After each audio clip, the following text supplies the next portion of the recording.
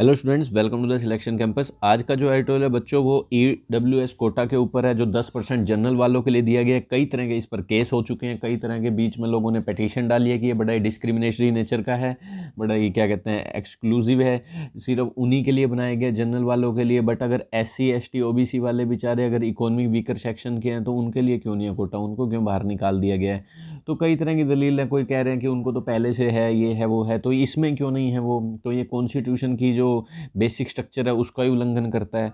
और कईयों ने कहा कि सिर्फ एक आदमी पहले से अगर सोशल अपवर्ड क्लास का है, मतलब अच्छा है सामाजिक रूप से, क्योंकि उस पर ज़्यादा अत्याचार नहीं हुए, बस वो गरीब है। गरीब तो आदमी ऐसे भी हो सकता है, जैसे लॉटरी हार गया, जुआ हार गया, तो भाई अपना वेल्थ को उसने मैनेज नहीं किया ढंग से, ठीक है, तभी गरीब हुआ ना वो। भाई कोई आदमी है शराब पी रहा है, घर बेच दिया उसने, सारे पैसे बेच, वो गरीब हो गया, उसे कोटा दे दो। तो इसलिए कह रहे हैं कि गरीब होने से सिर्फ इसे कोटा नहीं दिया जा सकता, ये उसकी वेल्थ की मिसमैनेजमेंट है। इससे अच्छा कोई रिजर्वेशन लेने से अच्छा तो कोई लॉटरी खरीद ले। इस तरह की दलीलें भी दी गई हैं। तो काफ़ी इंटरेस्टिंग एडिटोरियल बने रहिएगा। चलो इसे अच्छा डिटेल में करते हैं। आज इसमें हेडिंग दी है इन्होंने आर्बिट्रेरी एंड एक्सक्लूजनरी, ठीक है। जो बच्चे चैनल पर नए हैं चैनल को कर लीजिए सब्सक्राइब, ताकि आपके पास डेली नोटिफिकेशन आ सके। और पहले खुद रीड कीजिए, किसी और चैनल से रीड कीजिए, फिर डिफरेंस देखिए कि कैसे आपने एक एक लाइन को यहाँ किस तरीके से समझाएगा और आपने कुछ गलत तो नहीं रीड कर लिया। चलिए बच्चों करें चेक। आर्बिट्रेरी एंड एक्सक्लूजनरी, ठीक है। ऑन इन्होंने ये दे दी हेडिंग और फिर बता दिया किसके ऊपर है, ऑन EWS कोटा के ऊपर है। आर्बिट्रेरी का मतलब क्या होता है? आर्बिट्रेरी का मतलब सिंपल होता है कि note based on reasons unfairly, ठीक है।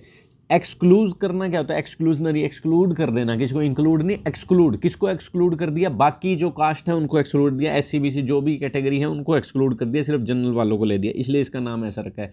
और आर्बिट्रेरी होता है कि कोई रीज़न नहीं है, अनफेयर है ये बिल्कुल ही, ऐसे कह रहे हैं। तो ये ठीक है बच्चों, चैनल को सब्सक्राइब जरूर कर लीजिएगा, आपके पास नोटिफिकेशन आ जाएगी, डेली 10 बजे तक ये एडिटोरियल अपलोड हो जाता है, ठीक है बच्चों। और वीडियो को लाइक और कमेंट जरूर कीजिएगा ताकि ये वीडियो औरों के पास भी पहुंचे, अगर आप इंगेज रहेंगे तो। चलिए, इवन इफ कुछ और बता रहे हैं इनके बारे में, हेडिंग देखे। इवन इफ का मतलब होता है भले ही बचा, भले ही EWS कोटा इज अपहेल्ड। मान लिया जो ये कोटा है उसे अपहेल्ड है, बनाए रखा है, अभी तक तो है ना, लोग भर रहे हैं ना फॉर्म, कैंसिल हो सकता है बट किसी वक्त। Eligibility will have to be properly defined, पर ये जो एलिजिबिलिटी है ना इसको पाने की, वो डिफाइन करनी ही पड़ेगी। ये जो 8 लाख की कैटेगरी है बिल्कुल गलत है। 8 लाख कोई इनकम हो, वो कौन गरीब होता है? मान लो 8 लाख से 5 रुपये कम है, कौन गरीब होता है 8 लाख से? मतलब कम से कम 60,000 महीना होगी सैलरी, ठीक है। तो ये कह रहे हैं बड़ा ही अनडिफाइंड सी चीज़ है। और जो ज़मीन वगैरह वो लोग लिख ही नहीं रहे हैं, कोई भी कोटा बनवा रहा है, मैंने देखा है ये, ठीक है। शॉप वगैरह पे चाहे किसी के कितने भी किले हो, ज़मीन हो, प्लॉट हो, वो बनवाए जा रहा है। चलो देखते हैं आगे। 8 लाख वाले इनकम पे बात की है, बिल्कुल ही डिफाइन इनकम नहीं है ये।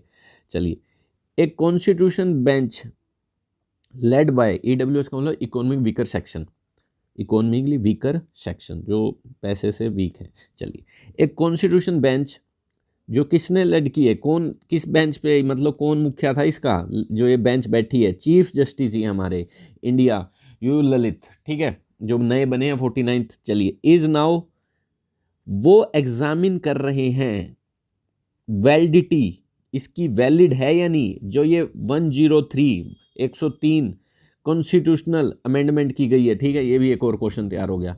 103वीं अमेंडमेंट है ये, विच प्रोवाइड, जो प्रोवाइड करती है अमेंडमेंट के लिए, विच है ये 10% reservation to the economically weaker sections EWS, ठीक है, जो इसे प्रोवाइड करती है। और एक्सक्लूड करते हुए किनको? बाकी बैकवर्ड क्लासेस को, शेड्यूल कास्ट को, शेड्यूल ट्राइब्स को, इनको तो एक्सक्लूड कर दिया बिल्कुल ही कि भी तुम नहीं हो इसमें, तुम्हारे पास पहले ही है, जाओ। पर ऐसा नहीं हो सकता, तुम्हारे पास पहले ही है, जाओ। तो किसी भी कास्ट को आप इकोनॉमिक वीकर भी तो हो सकते हैं, ये तीनों कास्ट भी तो इकोनॉमिक वीकर हो सकती है, इन्हें कैसे हटा दिया? ठीक है, इन्हें भी 10% अलग से दो, 50% तो है ही पहले इनके। हु ऑलरेडी हैव, जिनके पास पहले ही रिजर्वेशन है हायर एजुकेशन इंस्टीट्यूशंस में और गवर्नमेंट जॉब्स में, ठीक है, हायर एजुकेशन इंस्टीट्यूट और गवर्नमेंट जॉब में है इनके पास। The bench has finalise 3 issues for hearing, तो बेंच ने 3 इशू को फाइनलाइज किया, सुनवाई करेगी। क्या ये वेदर, क्या ये जो अमेंडमेंट की गई है, वेदर का मतलब या ना, क्या ये जो अमेंडमेंट की है ये ब्रीच करती है, ब्रेक करती है कॉन्स्टिट्यूशन के बेसिक स्ट्रक्चर को? ब्रीच करना मतलब ब्रेक द लॉ।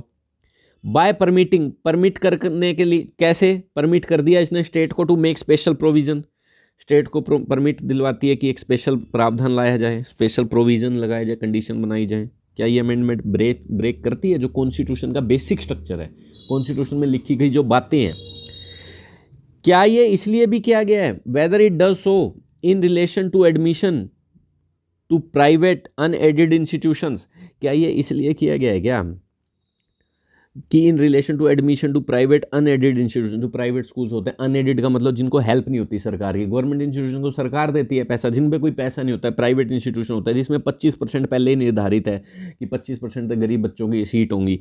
क्या ये तो नहीं है कि उनमें एडमिशन्स करवाने के लिए ये बनाया गया हो? ठीक है, ये भी चेक करना पड़ेगा कि और ज़्यादा इनको कोटा ना दे रहे हो प्राइवेट इंस्टीट्यूशन को, 10% और ज़्यादा एक्स्ट्रा भर्ती हो, 25% तो है ही राइट टू एजुकेशन एक्ट में, कहीं और ज़्यादा ना करवा रहे हो, ये प्राइवेट वालों पे और ज़्यादा बाहर आ जाएगा। इतनी सीटें अगर ये इकोनॉमी वीकर सेक्शंस को दे देंगे तो बाकी इन पे भी ये कमा नहीं पाएंगे, इन्होंने प्लॉट ज़मीन खरीद रखी है, टीचर्स को सैलरी है, तो ये कह रहे हैं कहीं उनके लिए तो नहीं। अभी दिल्ली वाले सरकार ने केस किया था प्राइवेट स्कूल्स पे और सुप्रीम कोर्ट ने बिल्कुल ही उस केस को निराधार करा दिया कि आप ज़्यादा मतलब इन पे फोर्स मत करिए, बस सिंपल, तो वो जीत गए थे प्राइवेट स्कूल वाले।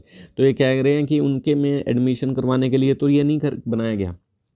एंड लास्टली, क्या ये एक्सक्लूजन, जो ये एक्सक्लूड की गई हैं ये 3 कम्युनिटीज़ फ्रॉम द स्कोप, इस दायरे से कोटा, क्या ये ट्रैम्पल ऑन, ट्रैम्पल का मतलब होता है कुचलना, किसी पे पैर रखना, क्रश, बेसिक स्ट्रक्चर वो कुचलती हैं? Next, these are valid question, ये वैलिड क्वेश्चन है।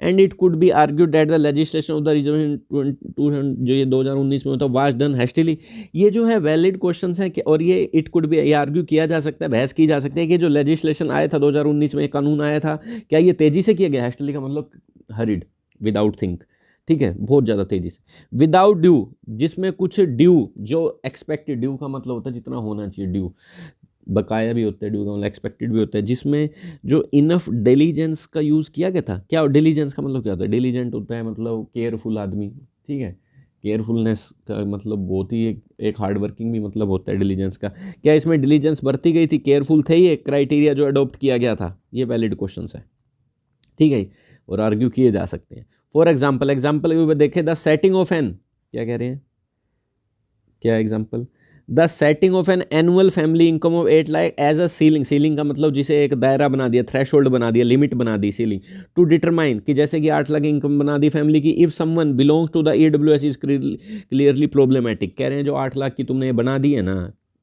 सीलिंग की, इतना 8 लाख से कम वालों को मिलेगा, 8 लाख से ऊपर वालों को नहीं मिलेगा, ये बहुत ही प्रॉब्लमेटिक बात है। 8 लाख इनकम मतलब 60,000 महीना हो गया घर में आ रहा है, तो ये कैसे गरीब हुए? चलो, इफ़ अवेलेबल कंज्यूमर एक्सपेंडिचर, अगर बात करें कंज्यूमर एक्सपेंडिचर सर्वे की, such as the NSSO report, key indicator, जो ये कह रहे हैं key indicator of household consumer expenditure 2011-12, ये कोई रिपोर्ट दी है जो कंज्यूमर कितना खर्चा करते हैं लोग, रिलाइड ऑन है, लार्ज चंक, ये आर रिलाइड ऑन, ये रिलाइड ऑन का मतलब सिंपल है डिपेंड ऑन, ये क्या मतलब, अगर इसकी बात करें, इससे सुने, इस पर डिपेंड हो, तो ये लार्ज चंक, चंक का मतलब टुकड़ा, मोटा टुकड़ा, चंक, पॉपुलेशन का बड़ा हिस्सा will be eligible for the reservation in the below ₹8 lakh.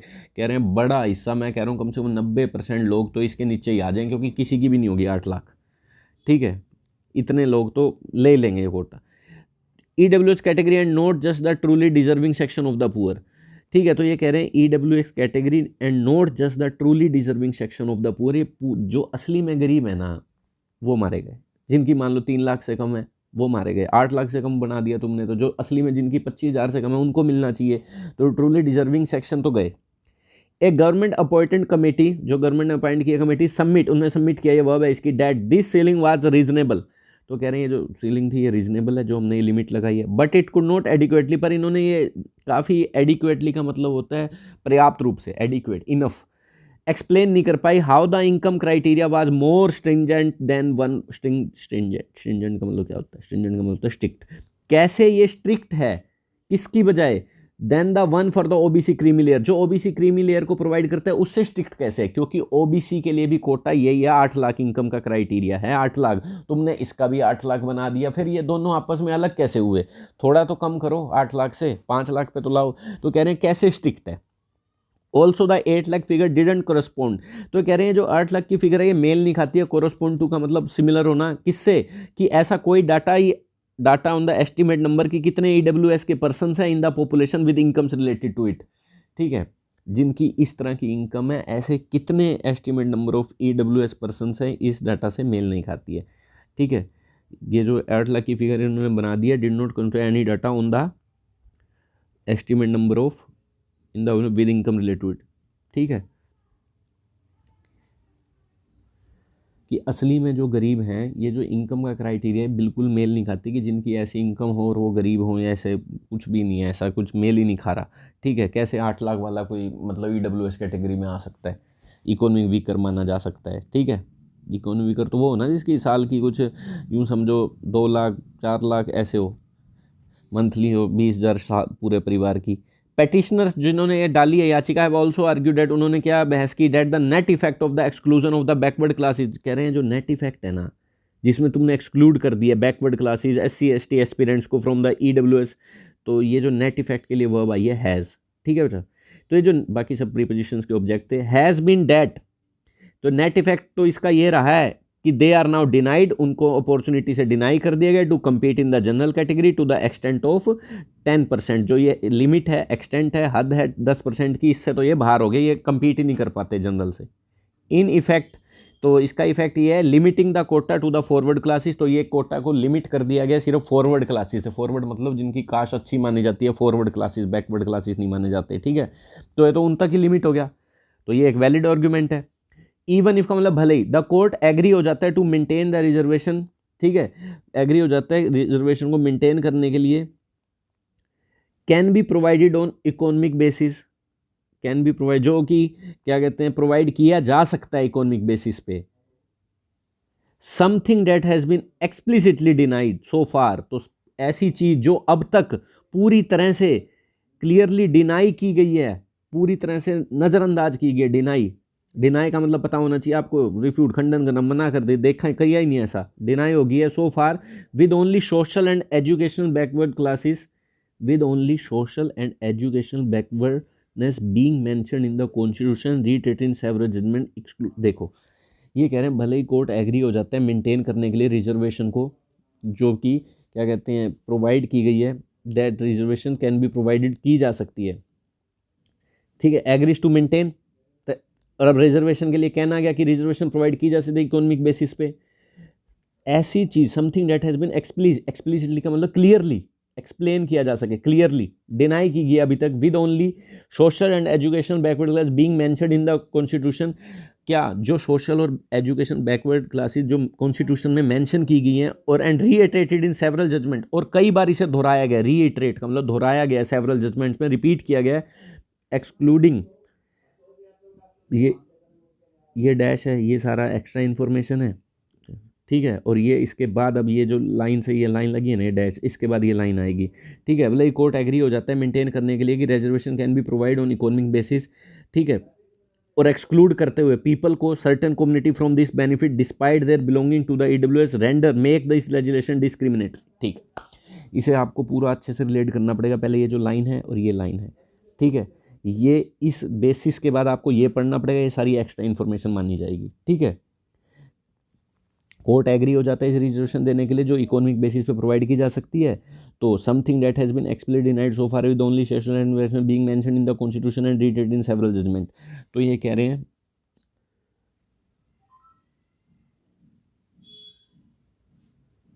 जो ये क्या कहते हैं समथिंग, ऐसी चीज़ जो अभी तक क्लियरली डिनाई की गई है कि जो सोशल और एजुकेशनल बैकवर्डनेस है जो कॉन्स्टिट्यूशन में क्या कहते हैं मेंशन की गई है और कई बार जजमेंट में भी दोहराई गई है, ये सारी चीज़ों को डिनाई किया गया है और एक्सक्लूड करते हुए, ठीक है, ये इकोनॉमिक बेसिस पे दे दिया और एक्सक्लूड कर दिया उन लोगों को जो सर्टेन कम्युनिटीज़ के हैं, जो मतलब ST और OBC हैं, एक्सक्लूड कर दिया उन कम्युनिटीज़ को फ्रॉम दिस बेनिफिट, इस बेनिफिट्स से, क्योंकि वो तो नहीं लड़ सकते, इसमें जनरल वालों को दिया गया कोटा, डिस्पाइट, बेशक से वो बिलोंग करते हैं इकोनॉमी वीकर सेक्शन से, वो भी तो गरीब हो सकते हैं।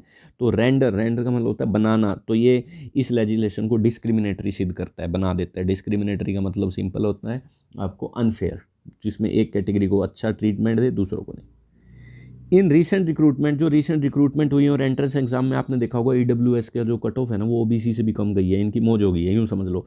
And in recent recruitment and entrance examination such as the UPSC and JEE marks cut off, जो यूपीएससी और जेई के मार्क्स की कट ऑफ है फॉर एडमिशंस, ये लोअर गई है for the EWS quota than that of the OBC. जो पहले से ओबीसी बेचारी क्रीमी लेयर है उनसे भी कम इनकी गई है, यूँ कह रहे हैं। In essence if N income criteria, क्या कह रहे हैं यहाँ पे, इन एसेंस, तो इफ एन इनकम क्राइटेरिया, एक सेकेंड कहाँ गया हमारा फिगर, चलिए, तो इसका ये निष्कर्ष क्या निकल के आ रहा है, जो मेन क्वालिटी इसकी निकल के रही है एसेंस वही होता है, if an income criteria for identify the economic weaker section has to be the basis. तो कह रहे हैं अगर इनकम क्राइटेरिया ही बेसिस बनाना है ना ईडब्ल्यूएस का, it must arrive at clearly determined figure for the limit. इसको डिटरमाइन करना ही पड़ेगा, आना ही पड़ेगा इस जजमेंट को, इट मस्ट अराइव, कि अच्छे से फिगर बताओ, ठीक है, कि भाई अनलाइक द 8 लाख फिगर, भाई 8 लाख जैसी ना हो वो figure, unlike. And all sections of society, सभी सेक्शंस हैं जो सोसाइटी के, irrespective of caste, caste irrespective of caste मतलब हर कोई वोट डाल सकता है, इरिस्पेक्टिव ऑफ एज, ऐसे कह दूँ तो मतलब कोई क्राइटेरिया नहीं है एज का, तो कोई कास्ट ना लाया जाए बीच में। Should be eligible to avail of reservation under this category, तो सारे सेक्शंस को मिलना चाहिए ये, अगर वो गरीब है तो, ये नहीं सिर्फ जनरल वाले गरीब हैं तो उन्हीं को मिले, सभी इसका अवेल ऑफ कर सकते हैं, फ़ायदा उठा सकते हैं, take advantage of avail of का मतलब। तो ये था आज का टाइटल बच्चों, थैंक यू। वीडियो को लाइक और कमेंट करना ना भूलिए। और मैं आपको एक चीज़ और ऐड कर दूं, अगर आप इंग्लिश ग्रामर को, जिस तरह से मैं ये रीड कर पाता हूँ, ये कम से कम इंग्लिश ग्रामर का ही कमाल है, हमें ग्रामर आती है तभी हम कुछ रीड कर पाते हैं, ठीक है। तो इसका कंप्लीट कोर्स हमने ऐप पर, जो ये एग्ज़ाम सीज़न चल रहा है इसके कारण से हमने सिर्फ 499 में कर दिया है। आप जाके परचेज़ कर सकते हैं। ऐप का नेम है the selection campus, play store से सर्च कीजिए। और किस तरीके से ग्रामर करवाई गई है आप डेमो ले सकते हैं, हमारे यूट्यूब के चैनल पे प्लेलिस्ट में जाके कई टॉपिक्स दिए हुए हैं, आप देख सकते हैं, ठीक है, किस तरीके से करवाया गया है, ठीक है। और हर 2 मिनट का डेमो तो उन वीडियोज़ में मिलेगा। ऐप का जो लिंक है वैसे तो डिस्क्रिप्शन में भी है, पर वो क्रॉस कर दिया गया थोड़ा, पर उससे टेंशन ना लीजिए, वो क्रॉस नहीं है, वैसे ही आप रीड कर लीजिए। और मैं इसका लिंक कमेंट बॉक्स पे भी देता हूँ ऐप का, बस आप डायरेक्ट भी जा सकते हैं प्ले स्टोर पे, द सिलेक्शन कैंपस है, ठीक है। तो अगर आपको ग्रामर करनी है तो ये कोर्स अभी चल रहा था 999 में, तो एग्ज़ाम आ गए हैं बच्चों के सिर्फ 499 में, और कई बच्चों ने रिक्वेस्ट की थी सर थोड़ा कम कर दो, तो कर दिया गया है, आप जाके बेनिफिट उठा सकते हैं। Thank you.